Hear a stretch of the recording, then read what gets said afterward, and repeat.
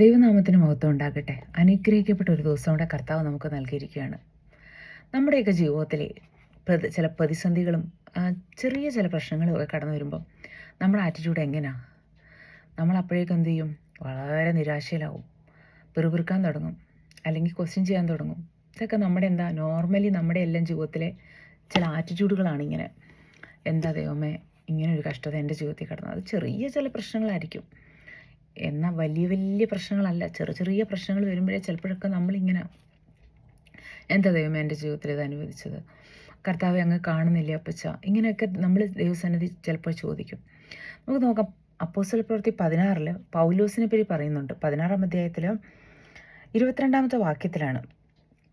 അവിടെ എന്താ പൗലോസ് അവിടെ പ്രാർത്ഥിച്ചായിട്ടാണ് കാണുന്നത്. പൗലോസും ശീലാസും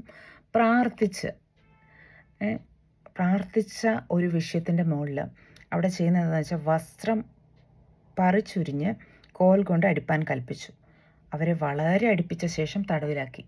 അപ്പോൾ ദൈവത്തിനു വേണ്ടി നിന്നതിൻ്റെ പേരിലും പ്രാർത്ഥിച്ചതിൻ്റെ പേരിലും വസ്ത്രം പറിച്ചുരിഞ്ഞ് വളരെ അടുപ്പിച്ച ശേഷം വിട്ടയക്കുകയാണെങ്കിൽ പോയിട്ട് അതിനുള്ള എന്തെങ്കിലും ചികിത്സയായിരുന്നു. കാരണം വസ്ത്രം കൂടെ ഊരിയിട്ടാണ് ഈ അടിച്ചേക്കുന്നത്. അപ്പോൾ നല്ലവണ്ണം മുറിവുണ്ടായിട്ടുണ്ടാവും. ഈ അടുപ്പിക്കൽ കഴിഞ്ഞ ശേഷം വിട്ടയച്ചിരുന്നെങ്കിൽ വീട്ടിൽ പോയിട്ട് എന്ത് ചെയ്യാം, ചികിത്സ ചെയ്യാമായിരുന്നു. എന്നാൽ അടുപ്പിച്ച ശേഷം ഇവിടെ എന്ത് ചെയ്യാണ്? വിട്ടയച്ചിട്ടില്ല, കാരാഗൃഹത്തിലാക്കുവാണ്. ഈ പൗലോസിനെയും ശീലാസിനെയും എന്ത് ചെയ്യാണ്? കാരാഗൃഹത്തിലാക്കുവാണ്. എന്നിട്ട് കാരാഗൃഹത്തിലാക്കിയ മാത്രമല്ല, അവരുടെ ആമത്തിലിട്ട് പൂട്ടി. ഇങ്ങനെ കാലും ആമത്തിലിട്ട് കാരാഗൃഹത്തിലും ആക്കി നിർത്തിയിരിക്കുകയാണ് ഈ പൗലോസിനെയും ശീലാസിനെയും. നമ്മുടെയൊക്കെ ജീവിതത്തിലാണ് ഇങ്ങനെയൊക്കെ എന്തെങ്കിലും ഒന്ന് സംഭവിച്ചെങ്കിൽ, ഇതൊന്നുമില്ല, ചെറിയ കാര്യങ്ങൾ വരുമ്പോഴേ നമ്മൾ രണ്ടുപേരുണ്ടെങ്കിൽ നമ്മൾ അങ്ങോട്ടും ഇങ്ങോട്ടും പരാതി പറയുന്നുണ്ട്. ദൈവമേ, എന്തുവാ നമ്മുടെ ജീവിതത്തിൽ ദൈവം ഇങ്ങനെ ചെയ്തത്? നമ്മൾ നന്മയല്ലേ ചെയ്തിട്ടുള്ളൂ, ആർക്കും ഒരു തിന്മ ചെയ്തിട്ടില്ലല്ലോ, പിന്നെ എന്തിനാ ദൈവം നമുക്ക് ഇങ്ങനെ ഒരു അവസ്ഥ വരുത്തിയത്? ദൈവത്തിന് അവരെ തടയാമായിരുന്നല്ലോ, അല്ലെങ്കിൽ ഒരു ദൂതനെ ഇറക്കി വിടുവിക്കാമായിരുന്നല്ലോ. ഇങ്ങനെയൊക്കെ നമ്മൾ എന്ത് ചെയ്തേനെ? ഒരു 100,000 പരാതികളും സംശയങ്ങളും. നമുക്ക് എന്താ നാളെ പറ്റിയോ, ഇനി ഇവിടുന്ന് വിടുവിക്കപ്പെടുവോ, നമുക്ക് ഇവിടുന്ന് തിരിച്ചു പോകാൻ കഴിയുമോ, ഇങ്ങനെയൊക്കെയുള്ള ഒത്തിരി ടെൻഷനുകൾ നമ്മുടെ ഉള്ളിൽ വരും.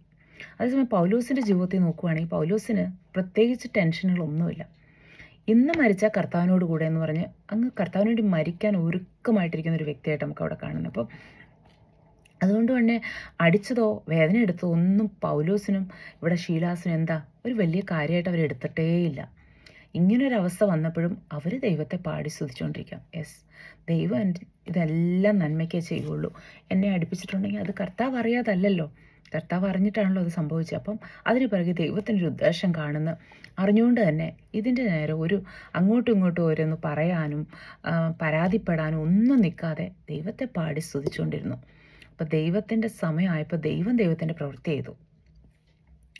നമുക്കവിടെ കാണാം, പാടി സ്തുതിച്ചുകൊണ്ടിരുന്നപ്പോൾ പെട്ടെന്നൊരു ഭൂകമ്പം ഉണ്ടായി, കാരാഗ്രഹത്തിൻ്റെ അടിസ്ഥാനം കുലുങ്ങി, വാതിലൊക്കെ അഴിഞ്ഞുപോയി. ഇതൊക്കെ ദൈവം പ്ലാൻ ചെയ്ത് വെച്ചിരുന്നു. ആ കാരാഗ്രഹ പ്രമാണിയുടെ വിടുതലൊക്കെ നമുക്കവിടെ കാണാം. പക്ഷെ നമ്മുടെ ജീവിതത്തിൽ എന്താ സംഭവിക്കുന്നത് വെച്ചാൽ, ചെറിയൊരു പ്രതികൂലം വരുമ്പോഴേക്കും ദൈവം മുന്നിൽ ഒരു പ്ലാൻ ചെയ്ത് വെച്ചിട്ടുണ്ടാവും, ഇന്നതുപോലെയൊക്കെയാണ് കാര്യങ്ങൾ. പക്ഷെ നമ്മൾ ആ ഒരു പ്രതികൂലം ചെറുത് വരുമ്പോഴേക്കും നമ്മൾ പരാതി പറയാൻ തുടങ്ങും. ദൈവമേ, ഞാനും നല്ലത് ചെയ്തിട്ട് എന്താ ദൈവമേ എൻ്റെ ജീവിതത്തിൽ ഇങ്ങനെ വന്നേ? ദൈവമേ, അങ്ങ് കാണുന്നില്ലേ? എനിക്ക് വന്ന ഈ പ്രതിസന്ധി അങ്ങ് കാണുന്നില്ലേ? ഞാൻ അനുഭവിക്കുന്ന ഈ വേദന കർത്താവെ അങ്ങ് അറിയുന്നില്ലേ? ഇങ്ങനെയൊക്കെ ഒരുപാട് പരാതികളും പറഞ്ഞ് ഒത്തിരി വിഷമവും പറഞ്ഞ് നമ്മളിരിക്കും. എന്നാൽ മുന്നിൽ ദൈവം ഒരു പദ്ധതി വെച്ചത് നമുക്ക് പലപ്പോഴും ഈ ഒരു പരാതിയുടെയും ഈ ഒരു ടെൻഷൻ്റെ അവസ്ഥ കൊണ്ട് നമുക്ക് കാണാൻ കഴിയില്ല. നമ്മുടെ മുന്നിൽ ദൈവം വേറൊരു പദ്ധതി വെച്ചിട്ടുണ്ടെന്ന്. അതാണ് പലപ്പോഴും നമ്മുടെ ജീവിതത്തിൽ സംഭവിക്കുന്നത്. ഇങ്ങനെ ഈ മുന്നിലുള്ള പദ്ധതിയെ നമ്മൾ അറിയാതെ നമ്മൾ ഈ ഒരു പ്രതിസന്ധി വരുമ്പോഴേക്കും നമ്മൾ എന്ത് ചെയ്യും? പിറുപിറുക്കാൻ തുടങ്ങും, വിഷമിക്കാൻ തുടങ്ങും, ഒത്തിരി സങ്കടപ്പെടാൻ തുടങ്ങും. ഇത് നമ്മുടെ എല്ലാം ഒരു കുറവാണിത്. അപ്പം നമ്മൾ എന്താണ് ദൈവസന്നിധി ചെയ്യാൻ കഴിയുക? കർത്താവെ, ഇങ്ങനെയൊക്കെ ചില കുറവുകൾ എൻ്റെ ജീവിതത്തിലുണ്ട് കർത്താവെ എന്ന പരാതി പറയാതെ, കർത്താവെ അങ്ങയുടെ സന്നിധിയിൽ ഇങ്ങനെ പിറുപിറുക്കാതൊക്കെ വിശുപ്പ സ്തോത്രം അങ്ങയുടെ ആ ചില അവസ്ഥകളിൽ എനിക്ക് അങ്ങനെ നിൽക്കണം എന്ന് ആഗ്രഹമുണ്ട്. ദൈവമേ, അങ്ങനെ സഹായിക്കണമെന്ന് ദൈവസന്നിധി നമുക്ക് പ്രാർത്ഥിക്കാൻ കഴിയും. ഈ പൗലോസിൻ്റെയും ശീലാസിൻ്റെയൊക്കെ വിശ്വാസം നമ്മുടെ ജീവിതത്തിൽ എന്താ നമുക്ക് അനുകരിക്കാൻ കഴിയും.